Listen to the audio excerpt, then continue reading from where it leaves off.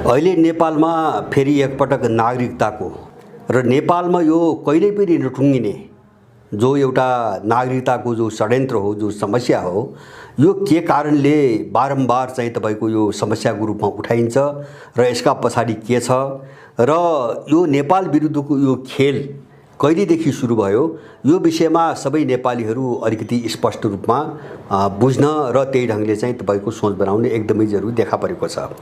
नेपालमा धेरै प्रकारका समस्याहरू छन् हैन। देशको अस्तित्व, यहाँको सार्वभौम सत्ता, शान्ति सुरक्षा सबै कोणबाट धेरै समस्या छन्। जस्तो विदेशीले चाहिँ देश चलाइरहेको छ, शासन चलाइरहेको छ। एसएसपी सम्झौता हामीले हेर्यौं, नेपालभित्र अमेरिकन फौज उतार्न खोजिएको छ। नेपाल एकछिन कल्पना गरौँ, भोलि कुनै विदेशीले एउटा उपनिवेश बनाउन खोज्ला, समस्या धेरै छन्। तर ती के हुनुहुन्छ भने कुनै कालखण्डको निम्ति उत्पन्न हुने समस्याहरू हुन्। जस्तो नेपाल उपनिवेश भयो भने केही समयको निम्ति हुने हो, नेपालभित्र विदेशी फौज आयो भने केही समयको निम्ति आउने हो, अथवा चाहिँ नेपालका कुनै चाहिँ अब नेपालभित्र नेपालको कुनै जमिन चाहिँ विदेशीले अतिक्रमण गर्यो भने त्यो केही समयलाई हुने हो। तर चाहिँ विदेशीहरूले नागरिकता लिए र यो देशमा आएर बसोबास गरे भनेपछि त्यो समस्या सहज ढङ्गले चाहिँ समाधान गर्न नसकिने भएर जान्छ र त्यो देशको एउटा चाहिँ तपाईको मृत्युको अथवा सार्वभौम सत्ताको विखण्डनको एउटा सबैभन्दा खतरनाक हतियार बन्छ। र नेपाल यति बेला जुन राष्ट्रिय सङ्कटको चरणबाट गुज्रिरहेको छ, अब यो सङ्कटभित्रको सबैभन्दा खतरनाक पाटो र सबैभन्दा डरलाग्दो चाहिँ समस्या भनेको नागरिकता समस्या हो। त्यसैले मेरो आफ्नो विचारमा नेपालको राष्ट्रिय सङ्कट भनेको मूलभूत रूपमा, सारभूत रूपमा नागरिकता सङ्कटै हो हैन। जस्तो नेपाललाई पुरै जो विदेशीकरण गर्ने अभियान चलिरहेको छ, यसले चाहिँ नेपालीहरूलाई अल्पमतमा पारेर कसरी विदेशको हातमा सुम्पने भन्ने एउटा ठुलो जियान धेरै पहिलेदेखि भएको छ। अब अलिकति यसको चिरफार गरौँ। यो अहिलेको प्रयास हो, यो अहिलेको उठेको कुरा हो वा यो पहिलेदेखि उठेको थियो भन्ने कुरा हामीले हेरौँ। जस्तो नागरिकता समस्या सबैतिर छन् फाटफुट रूपमा। नागरिकताबाट वञ्चित मान्छेहरू अथवा लिन नचाहेका मान्छेहरू अथवा नलिएर बसेका हेलचक्राइ गर्ने मान्छेहरू तपाईको पहाडमा पनि छन्, हिमालमा पनि छन्, तराईमा छन् हैन। अब ती मान्छेहरू जो नेपालीहरू हुन्, कुनै पनि बेला सिडिओ कार्यालयमा गएर अथवा स्थानीय प्रशासन कहाँ गएर नागरिकता लिन सक्छन्, कसैलाई रोकटोक छैन। तर मानव नागरिकता समस्या तराईको मात्रै हो हैन। यो चाहिँ तपाईको बाहिरबाट आएका मान्छेहरू मात्रै पीडित छन्, अथवा चाहिँ अर्को अर्थमा भन्यो भने मधेसी भनिने तबकालाई नागरिकता दिइँदैन भनी हौवा खडा गरेर जो एउटा चाहिँ तपाईको इन्डियनहरूलाई नागरिकता दिने प्रपञ्च नेपालमा सुरु भएको छ, यो चाहिँ साह्रै डरलाग्दो चाहिँ समस्या हो नेपालको निम्ति। र पछिल्लो कालमा यो विषय इन्डियनहरूको मुद्दा मात्रै रहेको छैन। विशेष गरेर 63 सालपछि अब चीन विरोधी रणनीतिमा इन्डियालाई उपयोग गर्ने एउटा योजनाबाट पश्चिमाहरू पनि यो मिसनमा जोडिएका छन्। किन भन्छ भने उनका आफ्ना सरकारहरू पनि छन्। नेपाली नागरिकता दिलाउनु पर्ने जस्तो शरणार्थीहरू छन्, तिब्बतियनहरू छन्, रोहिङ्गाहरू ल्याएर उनले थुपारिरहेका छन्, भोलि अरू विदेशी आउलान् र यस्ता सबैलाई नागरिकताको बाटो खोल्नको निम्ति अहिले युरो र पश्चिमा दुवै खालका शक्तिहरू नागरिकताथि लागि परेका छन्। म अलिकति यसको खेललाई 70 वर्ष यताको यो षड्यन्त्रलाई बुदागत रूपमा, विस्तृत रूपमा चाहिँ मैले यसपल्ट चिरफार गर्न खोजिरहेको छु। अब यसले नेपाललाई कता लग्न खोजिरहेका छन् उनीहरू। जस्तो सबभन्दा पहिले यो विदेशीहरूलाई, विशेष गरेर त्यो बेलाको परिस्थितिमा इन्डियनहरूलाई नागरिकता दिने एउटा कानुन बन्यो पहिलोपटक 2009 सालमा। त्यो कसले बनायो भन्छ भने इन्डियाबाट नेपालको प्रशासनिक नीति अथवा प्रशासनिक पुनर्संरचना हैन। जस्तो प्रशासनिक नीतिदेखि लिएर प्रशासनिक संरचना सबै चाहिँ तयार पार्नु भनेर इन्डियाबाट एउटा कमिसन आएको थियो, बुच कमिसन भन्ने एउटा कमिसन आएको थियो र त्यसले जो तयार पारेको प्रशासनिक नीति र संरचना हो, नेपालमा अहिलेसम्म त्यसैले काम गरिरहेको छ। त्यसमा सुधार पनि भएको छैन। त्यही बुच कमिसनले एउटा नागरिकता चाहिँ तपाईको कानुन बनायो र मन्त्री परिषदबाट पारित गर्न लगायो। त्यसमा के भनियो भन्छ भने 2007 सालपछि नेपालमा बसोबास गरेका तपाईको भारतीयहरूलाई किटान गरेर भारतीयहरूलाई नेपालको आदिवासीको नाताले वंशजको नागरिकता दिने एउटा कानुन बनायो। आदिवासीको नाताले इन्डियाबाट 7 सालपछि नेपाल छिरेका इन्डियनहरूलाई यहाँका आदिवासी हुन् भन्ने चाहिँ तपाईँको पदावली भिराएर उनलाई नागरिकता दिने एउटा कानुन बनायो मातृका कोइरालाको पालामा। त्यो दिनदेखि चाहिँ तपाईँको इन्डियनहरूलाई नागरिकता दिने यहाँ सुरु गर्यो। अब त्यसपछि त्यो ऐन 2019 सालमा राजा महेन्द्रले त्यो ऐन खारेज गरे र वंशजको नागरिकता र अङ्गीकृत नागरिकता, त्यो पनि एउटा निश्चित मापदण्ड सहितको अङ्गीकृत नागरिकता बाहेक बाँकी जम्मै नागरिकता खारेज गरे र इन्डियनहरूले नागरिकता लिने चाहिँ तपाईँको बाटो बन्द भयो। अब पञ्चायत कालभरि लुकी छिपिकन अथवा पैसाले किनेर जस्तो कर्मचारी किनेर फाटाफुट्ट नागरिकता लिने प्रक्रिया त चलि नै रह्यो, तर सानो सङ्ख्यामा जसरी चोरी छिपे राज्यको प्रयोग चाहिँ शक्ति प्रयोग गरेर अथवा चाहिँ कुनै मान्छेसम्म सत्तामा रहेको व्यक्तिसम्म आफ्नो पहुँच बनाएर नागरिकता किन्ने प्रक्रिया त चलि नै रह्यो फाटफुट रूपमा। तर पञ्चायत कालभरिको अवधिमा डरलाग्दो किसिमले नागरिकता वितरण गर्यो जनमत सङ्ग्रहको बेला। सूर्यबहादुर थापा जो पञ्चायती राजनीतिमा विशेष रूपमा स्पेसल्ली चाहिँ इन्डियाको निम्ति काम गर्ने एउटा कुपात्र खलपात्रको रूपमा कुख्यात थिए पहिलेदेखि, उनले के गरे भन्छ भने पञ्चायतलाई जनमत सङ्ग्रहमा जिताउने बहाना बनाएर होइन नेपालमा जति इन्डियन छन् वा त्योभन्दा पनि इन्डियाबाट इन्डियन बोलाएर उनले जनमत सङ्ग्रहको नामावलीमा लाखौँ इन्डियनहरूको नाम राखे। त्यही नामावलीलाई आधार बनाएर पछि के कानुन बनाइयो भन्छ भने जनमत सङ्ग्रहको चाहिँ नामावलीमा नाम भएका मतदाता नामावलीमा नाम भएका सबैलाई नेपाली नागरिकता दिने भनेर एउटा चाहिँ तपाईँको ऐन बनाइयो। त्यसले चाहिँ लाखौँ इन्डियनहरूलाई नागरिकता दियो। सूर्यबहादुरको त्यो खेलबाट इन्डियनहरूले लाखौँ तपाईँको उसलाई चाहिँ तपाईँको नागरिकता दिलाए। म एउटा तथ्याङ्क राख्छु, त्यो नागरिकता चाहिँ दिइसकेपछि 2037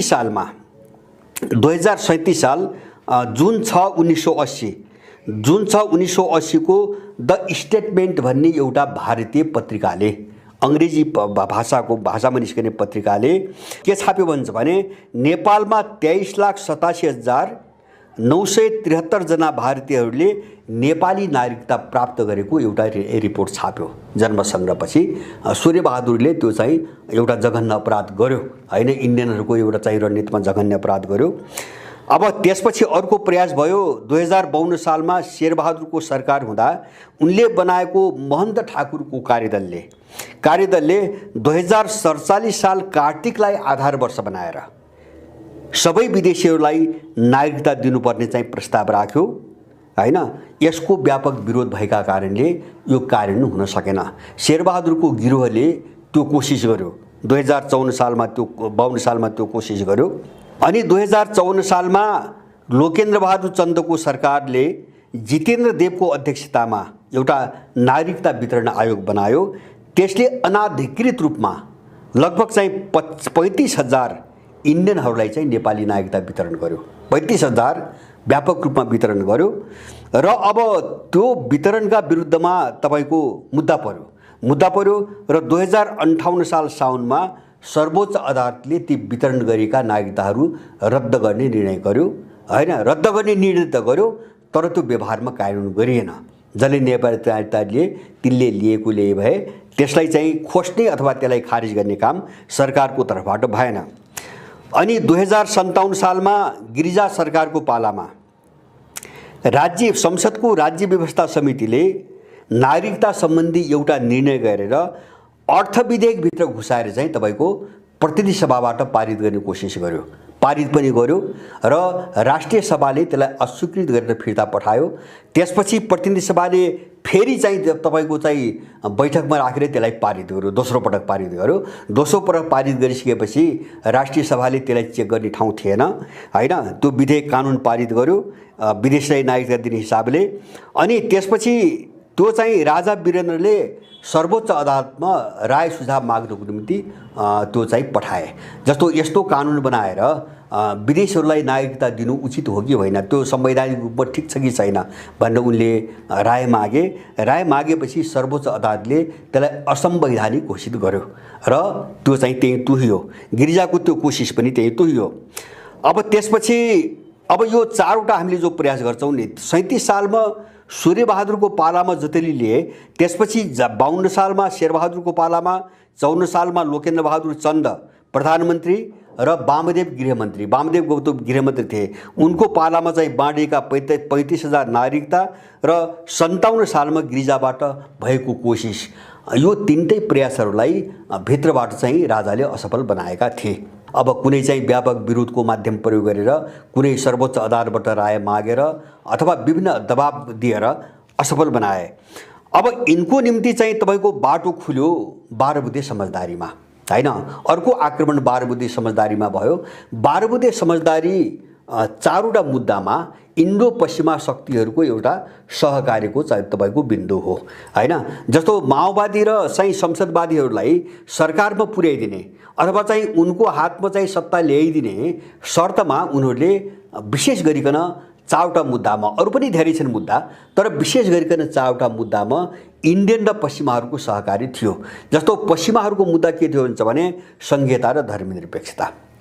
यसलाई इन्डियाले सघाउनु पर्ने, समर्थन गर्नुपर्ने। र दोस्रो इन्डियनहरूको के थियो भन्छ भने नागरिकता र तपाईँको गणतन्त्र, राजा फाल्नुपर्ने। किन भन्छ भने अब यो 3-4 पटक राजाले नागरिकता रोकेको अनुभव त उनलाई थियो। त्यसकारणले गर्दाखेरि इन्डियनहरूलाई नागरिकता दिनुपर्ने एउटा शर्त र दोस्रो चाहिँ राजतन्त्र फ्याँक्नुपर्ने।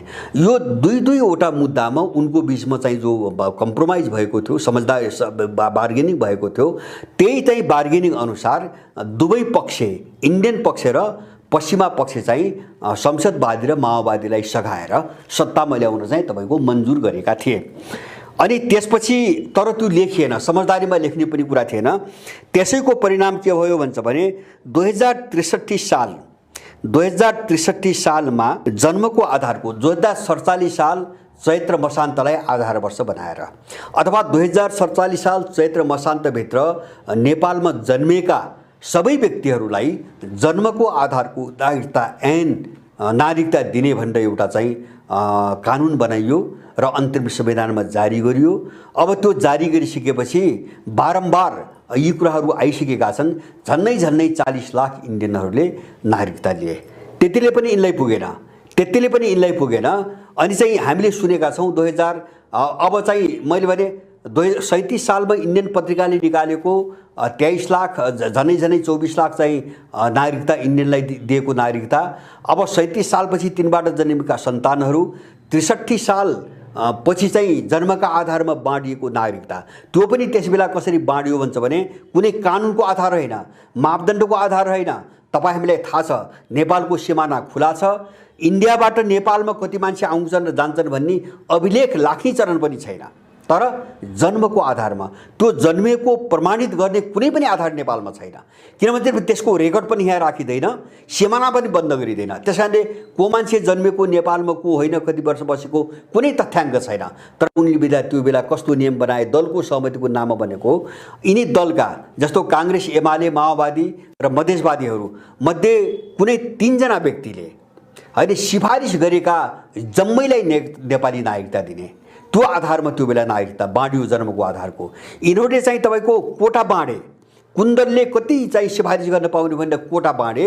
मन परी तपाईँको इन्डियन बोलाएर पनि दिए, यहाँ बसेका इन्डियनलाई पनि दिए। सीमावर्ती चाहिँ इन्डियन बजारहरूमा 500 रुपियाँमा तपाईँको नेपाली नागरिकताहरू बेचिए र झन्नै 40 लाख इन्डियनले त्यो चाहिँ 1.5 वर्षको अवधिमा चाहिँ नेपाली नागरिकता लिए। त्यसपछि 68 साल भदौमा हैन 68 साल भदौमा बाबुरामको सरकारको मन्त्री परिषदले जो 63 सालपछि जन्मको आधारको नागरिकता लिएका विदेशी छन्, विशेष गरिकन इन्डियनहरू, तिनका सन्तानलाई वंशजको नागरिकता दिने, तिनका सन्तानलाई जन्मको आधारको नागरिकता लिएका इन्डियनहरूका सन्तानलाई वंशजको नागरिकता दिने भनेर एउटा चाहिँ तपाईँको आदेश जारी गर्यो। मन्त्री परिषदबाट आदेश जारी गर्यो। त्यो बेला चाहिँ गृहमन्त्री सायद विजय कुमार गच्छेदार थिए। अब अनि त्यो गृह मन्त्रालयले त्यही क्याबिनेटको निर्णय अनुसार देशभरिका सिडिओ कार्यालयहरूलाई अब त्यो जन्मको आधारमा नागरिकता लिएका विदेशीहरूका सन्तानलाई वंशजको नागरिकता दिने भन्ने एउटा आदेश जारी गर्यो। त्यो बेला धेरै चर्चामा आयो। झापाको सिडिओले त्यो काम गर्ने इन्कार गरेपछि उनलाई त्यहाँबाट जबरजस्ती सरुवा पनि गरियो। त्यो निकै चर्चित त्यो घटना थियो। तर यो निर्णय चाहिँ सर्वोच्चबाट रोकियो। सर्वोच्चमा मुद्दा परेपछि यो निर्णय रोक्यो, यसको कुनै कानुनी आधार थिएन। अनि चाहिँ तपाईँको हामी कहाँ आउँछौँ त भन्छ भने, अब मैले भने 2037 सालपछि व्यापक रूपमा 63 साल र त्यस पछाडि तपाईँको जति नागरिकता दिए त्यसैको परिणाम 72 सालमा संविधान जारी हुँदा, जो इन्डियाले त्यो बेला नाकाबन्दी लगाएको पनि हामीलाई थाहा छ, त्यसपछि उनले हाम्रा कुराहरू राखेनन् भनेर जो नागरिकतालाई एकदमै खुकुलो बनाएर चाहिँ पुरै इन्डियनहरू जति आउँछन् उनलाई नागरिकता दिलाउन कोसिस गरेका थिए। त्यो भएन भनेर उनले सुषमा स्वराज, त्यसबेला चाहिँ इन्डियाको विदेश मन्त्री, उनले के भनेका थिइन् भने यहाँका मान्छेहरू दलालसँग भेटघाटमा हामीलाई नेपालमा बसोबास गर्ने 1 करोड भारतीयहरूको भविष्यको बारेमा चिन्ता छ हैन, किन नेपालको संविधानले यिनीहरूलाई सम्बोधन गर्नुपर्छ, हामीलाई 1 करोड शब्द नै उनले आफ्नो मुखबाट किटान गरेकी थिइन्। यसबाट पनि के बुझिन्छ भन्छ भने इन्डियनहरू 1 करोड इन्डियनहरूले नेपालको नागरिकता लिइसकेका छन्, उनीहरू त्यो रणनीतिमा आए। अनि 72 सालको संविधान चाहिँ तपाईँको बन्ने बेला एउटा प्रावधान के राख्यो, 68 सालमा बाबुरामले जो कोसिस गरे जन्मको आधारमा नागरिकता लिएका विदेशीका सन्तानलाई वंशजको नागरिकता दिने भनेर जुन आदेश जारी गरेका थिए त्यसलाई चाहिँ संविधानमा हालियो। र संविधानमा के लेख्यो भन्छ भने 63 सालपछि जन्मको आधारको नागरिकता लिएका हैन सबै चाहिँ विदेशीहरूका सन्तानलाई वंशजको नागरिकता दिने भन्यो र त्यो समय खिचेर 2072 सम्म ल्याइयो हैन। जस्तो 72 सालसम्म, जस्तो मैले भने 47 साल चैत्र मसान्तलाई आधार वर्ष बनाइएको थियो। तपाईको चाहिँ अन्तरिम के अरे चाहिँ यो संविधान जारी हुने बेला त्यो समय सीमालाई चाहिँ तानेर तपाईको 72 साल ल्याइयो हैन।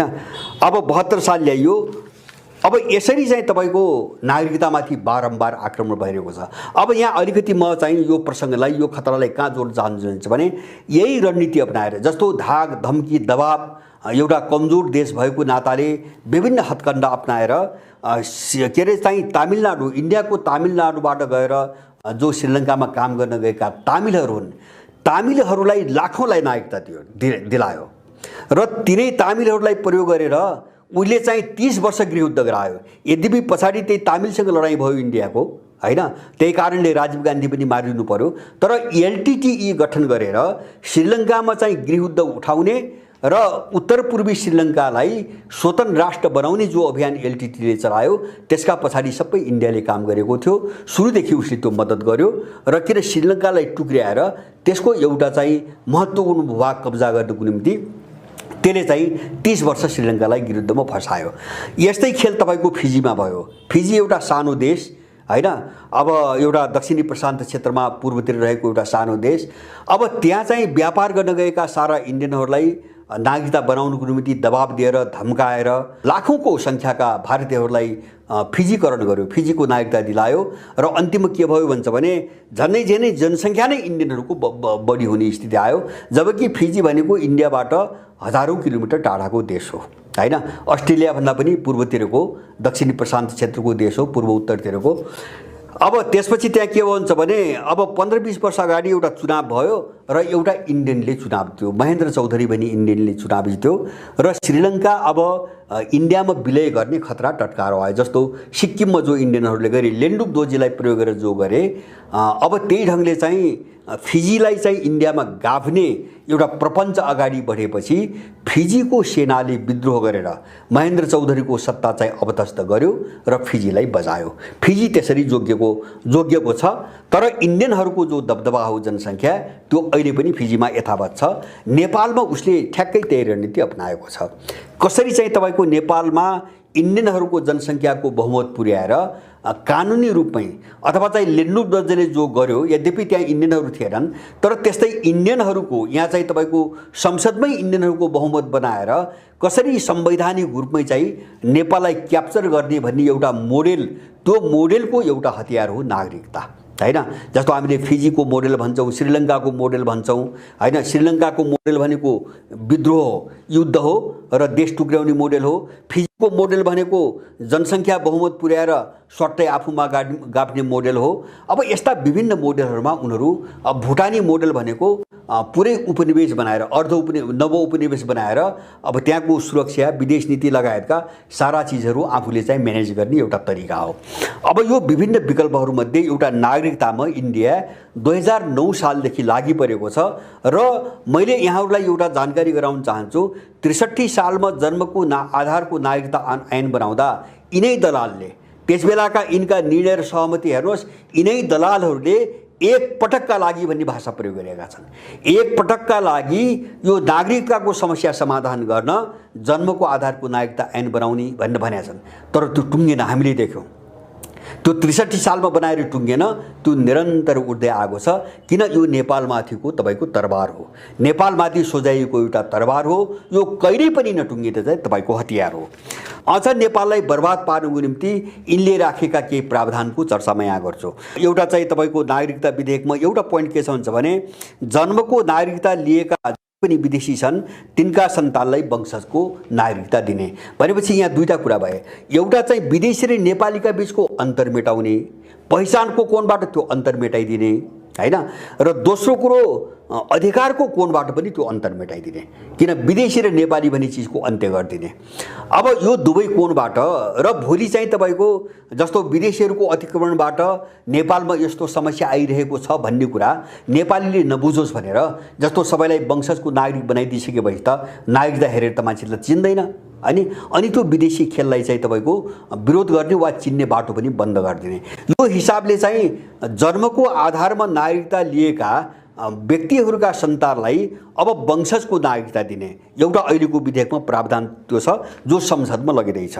दोस्रो, नेपालको भूमिभित्र भेटिएका हैन बेवारिसे बालबालिकाहरू हैन अथवा जसका बाउआमाको कुनै ठेगान छैन तिनी सबैलाई उमेरपछि वंशजको नागरिकता दिने हैन। मैले अघि नै पनि भने खुला सिमाना छ हैन, कसैलाई केही रोकटोक छैन। जस्तो इन्डियाले 63 सालपछि के गर्यो, जन्मको आधारको नागरिकता ऐन पारित भएपछि के गर्यो इन्डियाले भन्छ भने इन्डियामा चाहिँ तपाईँको के अरे डेलिभरी अथवा गर्भवती भएका महिलाहरूलाई अहिलेसम्म त्यही खेल्छ इन्डियाको तराईमा, अहिलेसम्म 63 सालदेखि उनीहरूलाई धमाधम चाहिँ तपाईँको के अरे चाहिँ तपाईँको प्रसुति हुने बेला, बच्चा जन्माउने बेला नेपालका चाहिँ सिमानाका चाहिँ अस्पताल र क्लिनिकहरूमा पठाउने, त्यहाँ बच्चा जन्माउने, बच्चा जन्मेपछि जन्म दर्ता त गर्नु पर्यो अनि जन्म दर्ता नेपालमा हुने भयो। उनी बच्चा जन्माए, नेपालमा जन्मेको प्रमाणपत्र बोके, उनी इन्डिया गए। अब 16 वर्षपछि तिनका सन्तान नेपाली नागरिकता माग्न आउँछन्। किन? खुला सिमाना खुला छ, कसैलाई रोकटोक छैन।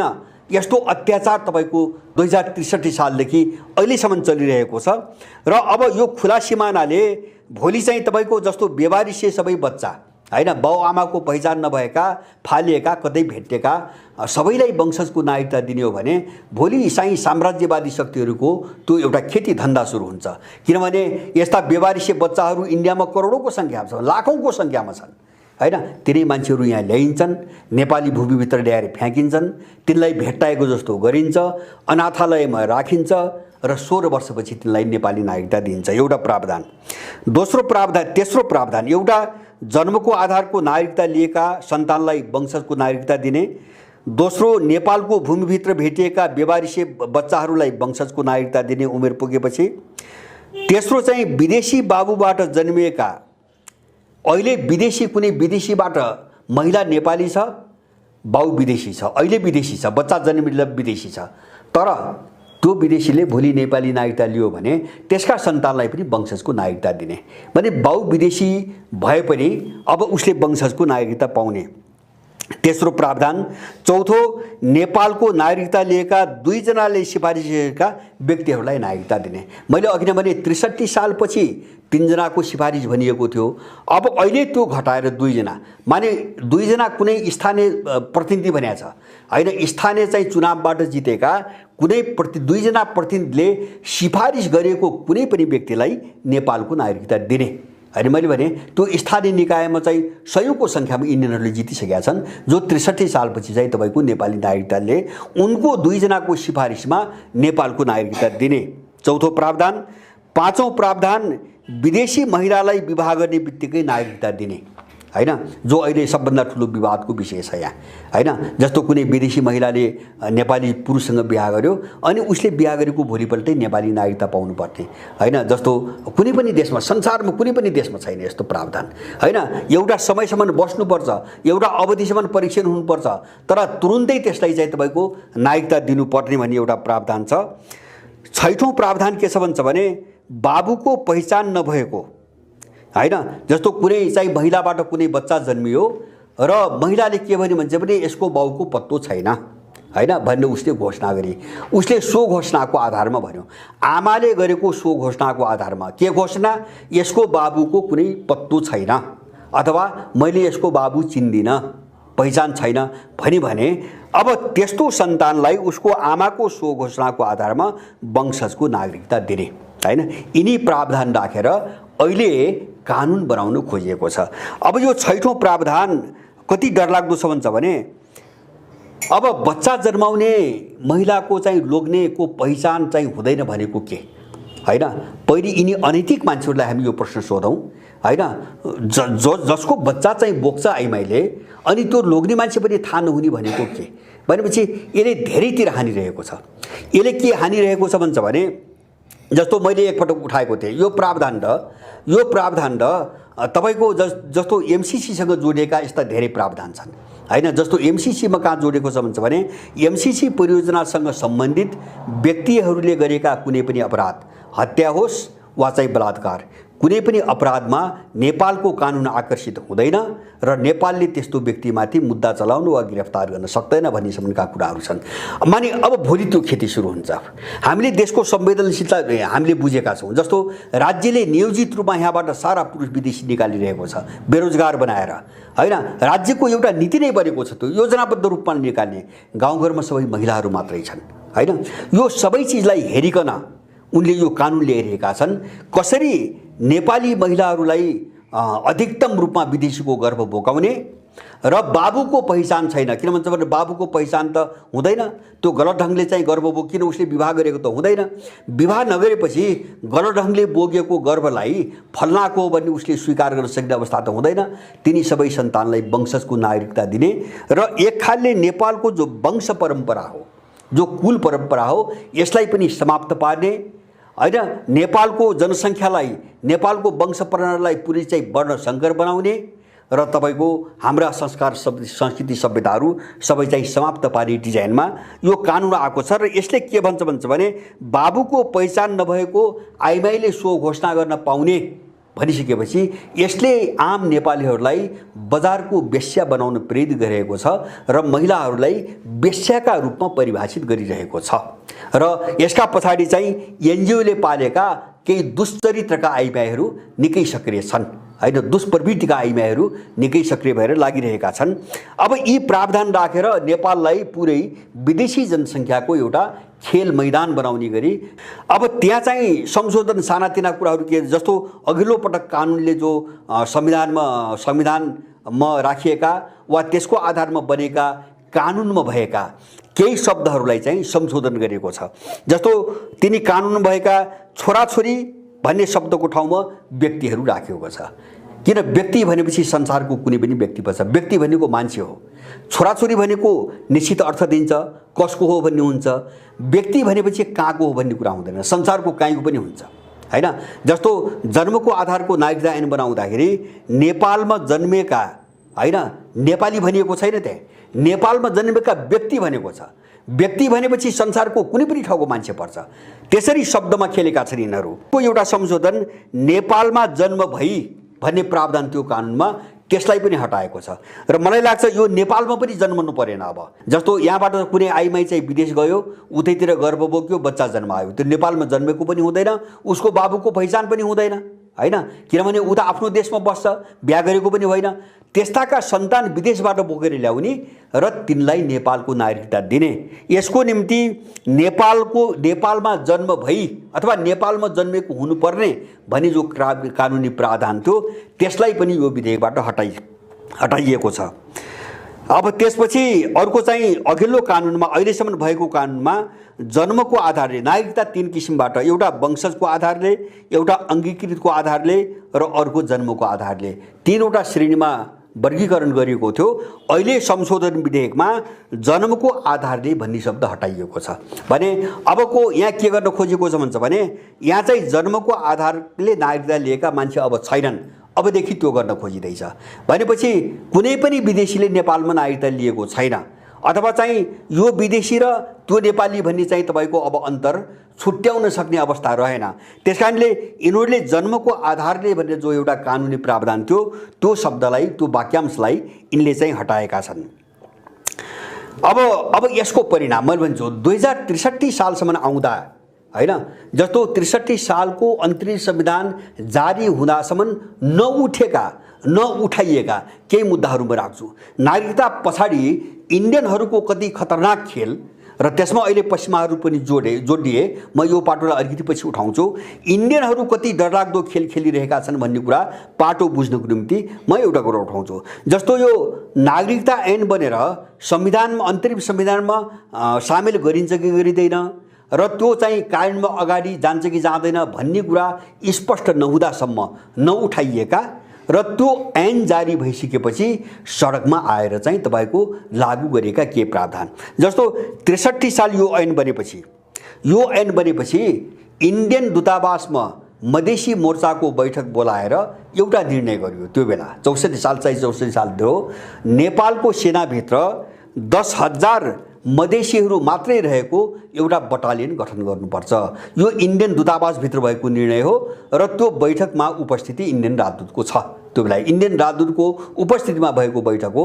माने यो बटालियनको कन्सेप्ट माग किन उठायो मधेसवादी मोर्चाबाट भन्छ भने अब यो 10,000 को बटालियन भनेको इन्डियन बटालियन हो जसलाई जन्मको आधारमा उनीहरूले नागरिकता दिलाएका थिए। त्यसको बटालियन बनाउने एउटा चाहिँ तपाईको वितरणा यहाँ सुरु भयो, यद्यपि त्यो सफल भएन। दोस्रो, समान जनसङ्ख्याका आधारमा निर्वाचन क्षेत्र निर्धारण गर्ने, त्योभन्दा अगाडि थिएन।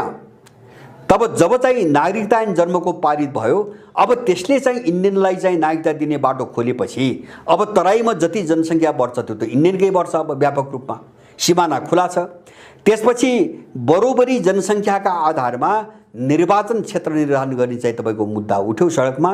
गिरिजाप्रसाद कोइरालाले त्यसमा सहमति गर्यो र पछि चाहिँ तपाईको कानुन संशोधन गरेर समान जनसङ्ख्याका आधारमा निर्वाचन क्षेत्र चाहिँ तपाईको निर्धारण गर्यो। त्यसैको परिणाम के भयो भन्छ भने दोस्रो पटकको संविधान सभाको चुनाव हुने बेला तराईमा मात्रै जम्मा लगभग चाहिँ 35वटा, मलाई लाग्छ देशभरि 35वटा निर्वाचन क्षेत्र बढेका थिए 63 सालपछि। तीमध्ये 28वटा तराईमा मात्रै बढेका थिए। 35वटा मध्ये 28वटा तराईमा मात्रै बढेका थिए। किन भन्छ भने तराईमा 40 लाख इन्डियनले नागरिकता लिइसकेको छ।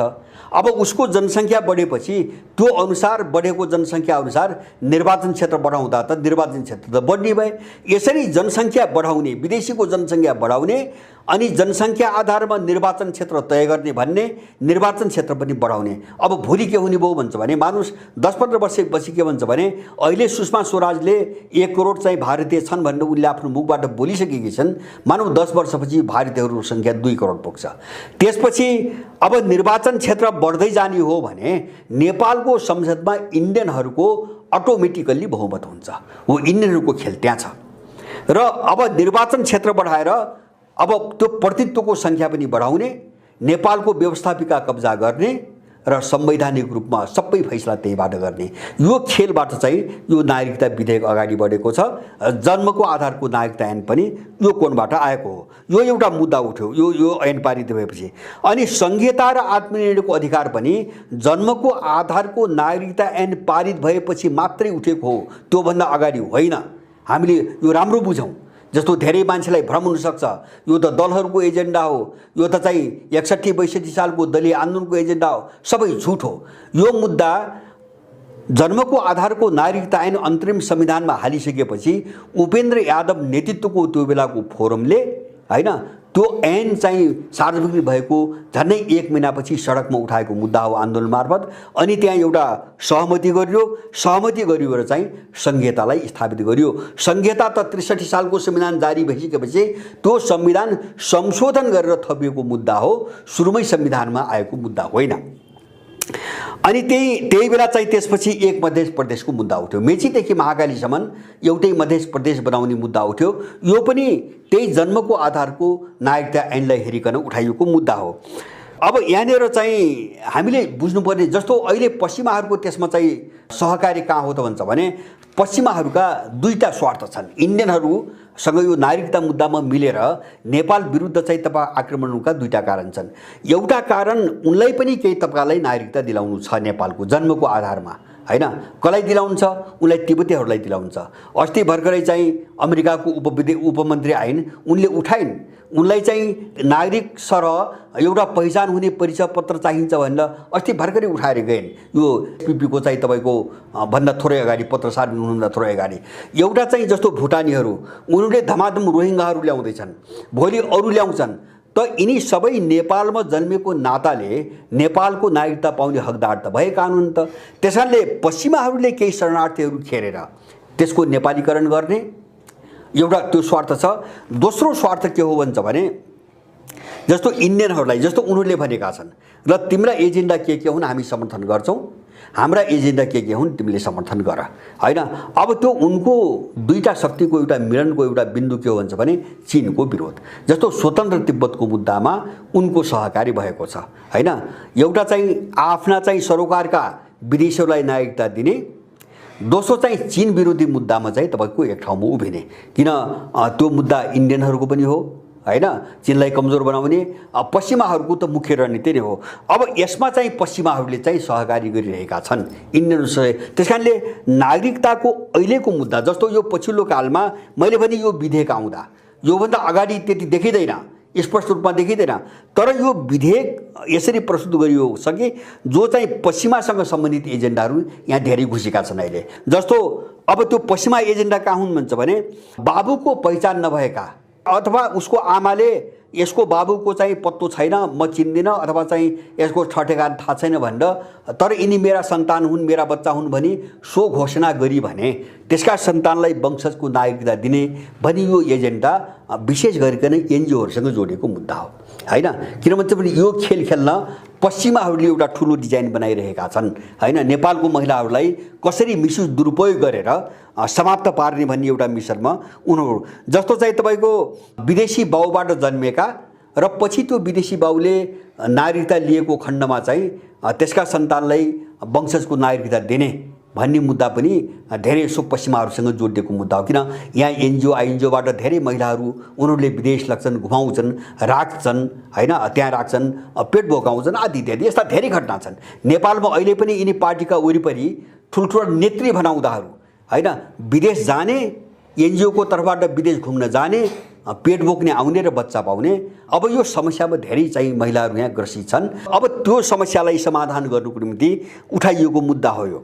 मलाई के लाग्छ भन्छ भने यो विधेयकको पक्षमा मात्रै हैन कि तपाईको विदेशीहरूको जनसङ्ख्या यसरी नेपालमा बढाएर जो देश सक्ने रणनीतिमा बढिरहेका छन्, यी अपराधीहरूलाई यदि कुनै नेपाली हो भने ठाउँको ठाउँ नै मारिदिने एउटा सङ्कल्प गर्नुपर्छ, हैन? देश बचाउनेहरूको कुनै पनि बाटो छैन। जस्तो मैले अघि नै भने, जस्तो इजरायलको एउटा उदाहरण हो हामीले, मैले श्रीलङ्काको अलिकति कुरा अघि नै गरिसकेँ। अब त्यहाँको तामिल श्रीलङ्काको निम्ति सधैँभरिको समस्या भयो, सधैँभरिको। त्यसबाट श्रीलङ्का अब उम्किनै सक्दैन, हैन? अहिले त दबायो, एलटिटीलाई दबायो, तर त्यो तामिल त कुनै पनि बेला भोलि त्यही गर्छ, हैन? जस्तो फिजीको इन्डियन सधैँको निम्ति फिजीको घाँटीमा तरबार भयो। त्यो मात्र हैन, म तपाईलाई एउटा उदाहरण दिउँ इजरायलको। जस्तो इजरायलमा दोस्रो विश्वयुद्धपछि अमेरिकन र युरोपियनहरूको दोस्रो विश्वयुद्धमा जित भएपछि त्यो इजरायललाई एउटा यहुदी चाहिँ देश घोषणा गरे। विश्वयुद्धपछि जन्मेको देश हो त्यो, र संसारभरिका सबै यहुदी खेरे। इन्डियाबाट मात्रै लगभग 20,000 यहुदीहरू फर्केका छन् त्यो बेला इजरायलमा। युरोपबाट गए, सबै देशबाट गए, अमेरिकाबाट गए। आज चाहिँ लाखौँको सङ्ख्यामा यहुदी बस्ती बन्यो त्यहाँ, हैन? जबकि यहुदी नै थिएनन्, फाटफुट बाहेक यहुदी नै थिएनन्। अनि त्यो के भयो त भन्छ भने त्यो यहुदी राष्ट्र के भयो त भन्छ भने त्यो मध्यपूर्वमा जो इस्लामिक राष्ट्रहरू छन् उनको घाँटीमा सधैँभरिको तरबार भयो इजरायल। अहिलेसम्म पनि हामीले देखिरहेका छौँ। अब त्यो मुस्लिम जगतलाई नियन्त्रण गर्ने अथवा त्यसलाई समाप्त पार्ने एउटा पश्चिमाहरूको गतिलो हतियार भयो। त्यो हतियार नेपालमा बनाउन खोजिरहेका छन् जनसङ्ख्या अतिक्रमणबाट। त्यसकारणले कुनै नेपाली सच्चा नेपाली हो भने कुनै नेपाली यदि देशको निम्ति केही गर्छु भन्ने सोचमा छ भने यिनी अपराधीहरूसँग वार कि पारको लडाइँमा जानै पर्छ। यिनी आततायी देशद्रोही, यिनी चाहिँ विदेशी टट्टु, विदेशी कुत्ता, यिनलाई चाहिँ मटिया मेट पार्ने, यिनलाई सखा पार्ने एउटा बाटोमा हामी जानै पर्छ।